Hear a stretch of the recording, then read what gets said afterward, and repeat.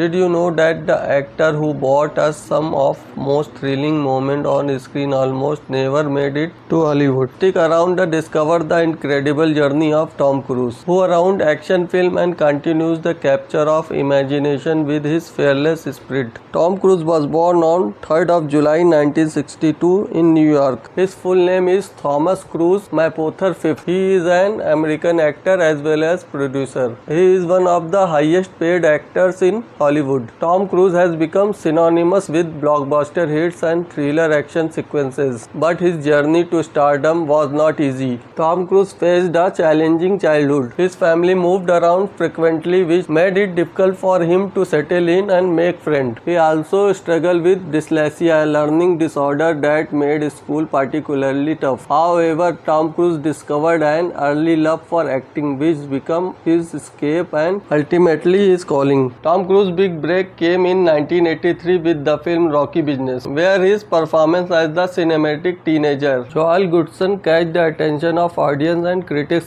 Just 3 years later, he solidified his status as a leading man with Top Gun 1986, a film that not only became a cultural phenomenon but also established Tom Cruise as a major box office.